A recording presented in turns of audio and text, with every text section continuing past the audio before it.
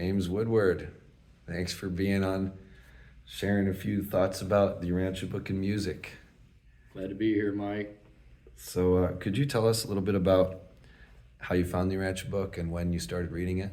It was 1973, and I was at a friend's house, and he had a copy of the book, and it was on display, kind of. He was displaying it, so it was like sort of a precious thing. And I saw it on this exposed shelf, and I said, wow, David, what's this book? And he goes, oh, my mom, from Hawaii. He was from Hawaii, and so it was in that Hawaii connection. So anyways, he said, yeah, my mom's really into this book, and she gave me a copy. And I go, wow, and I looked at it, and I flipped through the contents quickly, and went, whoa, it's got God and Jesus and the universe and the cosmos. Caught my attention, so I liked it right away. Mm-hmm. Was the friend also a reader? Not really. I mean, he thought it was a cool book, so he had it out to like display and show off, and maybe other people would see it and get interested. But he never was a committed kind of reader. But I was from the first moment I saw it. Really? I was. It was what I was looking for. Did you find other readers sooner or later? Way later. Much later. So you were solo for a long time? Yes.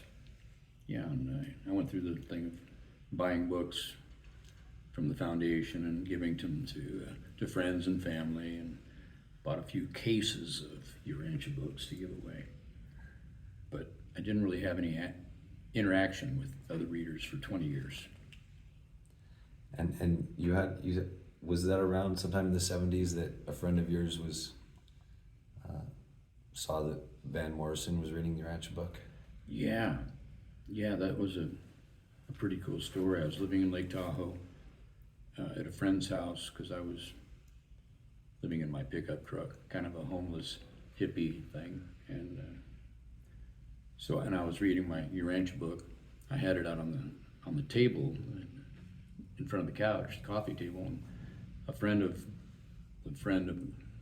the owner came over, and he was like, "Hey, a Urantia Book, you read that?" I said, yeah, you know about it? And he goes, yeah. He goes, Van reads that book. And I was like, what do you mean Van? And the guy who owned the house knew the story, so when he said Van, I was like, well, they both knew. He was talking about Van Morrison. And I said, what, Van who? He goes, well, Van Morrison reads that book. And I went, get out of here, you're yanking my leg, buddy. So, but my friend, he goes, no, he's the caretaker for Van Morrison's Lake Tahoe mansion party house getaway. He owns this house, and I can't really remember the name. My friend that I was living with was named Lamont, but I can't remember this guy. And he goes, no, he lives there. He lives in an apartment down below. Yeah. And he keeps the house in great shape. And he gets a call on Thursday or Friday, hey, get the house ready. I'm coming up, bringing a lot of friends. And he was the housekeeper and made it all work. And he goes, yeah. And he goes, Van, he's got that book right there in his bedroom. It's on his bedside table. And I was going, no kidding? Because at the time I was a musician and I was playing Van Morrison songs, and he was like one of my heroes. And I'm going, God, that's crazy. That's really crazy. And I was still sort of a semi-believer, in the story, because it seemed like too fantastic. And he came over the next day. You mean in the story about Van? Yeah. Right. All of that, and he came over with a sheet, a music lyric sheet that Van had wrote out. The guy was learning how to play guitar, and Van was teaching him some songs. Yeah. And he was going, I know you were kind of not believing me, James, but check this out. And I'm like, okay, it's real. So anyhow, that was my Van Morrison story. I never saw him or met him, yeah. But it's about as close as you can get. Yeah, and looking at some of his lyrics, it's not Yeah, surprising. I mean, that it was legit. Yeah. And my friend that he knew, he's going, no, he wouldn't be fooling around about this. Yeah. And are there any other musicians who you often would play their songs who you later on suspected or found out that they read the Urantia Book? Well, a few. You know, I was suspected the Moody Blues. I suspected Jerry Garcia. And there were some others. I even suspect people like Bob Dylan, but I never knew. Yeah. Well, got some clues here lately about some of these guys, but especially the Moody Blues, because their music was so cosmic and philosophical and asking these profound questions, and so it seemed like, wow, those guys they must be on some kind of a spiritual quest. Well, obviously, you know, they didn't fool around about that. They talked about spiritual stuff. Yeah. And so you've been a musician all your life? Pretty much. Yeah, I started when I was a kid, the garage band. Wow. Do you have much experience playing with other Urantia Book readers? Yes, a little bit. We put together some conference bands to come and play for these gatherings that we do, conference for the entertainment. So we've done that a few times. I've been fortunate to play with some really good musicians that just happen to be other Urantia Book readers, and yeah, it was a lot of fun. Like the Little Savages? The Little Savages, yes. That was that's a term from the Urantia Book when it's talking about the first human family. And it's a very touching story, but it refers to them as little savages, even though they were human, but just barely. It's an endearing kind of term, so they grabbed that and called themselves the Little Savages. But you said, you said the Mind Arena of Choice, you wrote that as a Little Savages song. I did. 20 years ago? Yeah, actually 20 years ago for a conference in 2004 in Chicago. That was the theme that we picked for the theme for all the speeches and the breakouts. We wanted to really explore the topic of the Mind Arena of Choice, which is the title of a section in a paper in the Urantia Book. So I thought I'll write a song, you know, about the Mind Arena. So I did, and I took it to Lee Farmer, who was the musical director for the Little Savages, and he built it into a whole song. I went to his place in Nashville, and I played the guitar and sang the lyric in his home studio. And a couple months later, he sent me the finished version with the drums and the bass and the keyboards and all that. And I was like, whoa! He took my little song and really made it nice. So we played it live in Chicago in 2004. Yeah, and he had just died before the concert. Yeah. Lee Farmer passed away just before the conference and the concert. The show almost didn't go on because the band was devastated. One of the singers was his wife, and she was one that called me just in a matter of weeks, a week and a half or so before the conference, and she goes, James, I got some news. And I could tell, oh, something's going on. She goes, Lee's died. He died yesterday. And I'm like, oh, it's a great friend and a really talented musician. And she said, well, show's off. We're all just devastated. And I said, I get it. I understand. I'm talking to a widow, you know, that's in grief. So I said, well, no, I get it. It's not happening. My heart was breaking for losing Lee, and also this great show program that we had planned. And she called a couple days later and said, well, we've all been talking about it, and we think Lee would want us to go and play. And I was like, really? So they did. they came in and we played the Mind Arena of choice with a good friend, Rebecca Oswald. She kindly sat in and took Lee's place for the keyboards, and because she was there also playing music for the event. Yeah, and you ended up working for Urantia Foundation for quite a few years, right?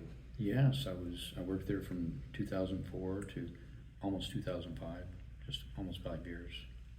2004 to 2000. 2000 to 2005. Right. Doing mostly talking to readers. Yes, I ended up being the reader service manager, meaning I just took care of all the reader services, inquiries, letters, emails, phone calls, faxes. Remember those? Yeah. And taking care of those, sending out books and responding and helping people find study groups. It's interesting that in that era, there were some creative people at Urantia Foundation. Bob Salone, very, accomplished musician and prolific. And then you had very good portrait artist, Tonya Bainey. Tonya Bainey, executive director. Then you also had the Swadlings. Oh yeah. They were making Kathleen and Trevor, they were making music. Yeah, and they still do. Albums here. Yeah. So a lot of you would say the majority of the people working there were musicians or artists. Well, as you know, Mike, we've discovered that a lot of artists have been drawn to the Urantia Book in one way or another, all kind of different ways, word of mouth, through the musician, circle. Creative people tend to really like what they find in the Urantia Book. I know I did.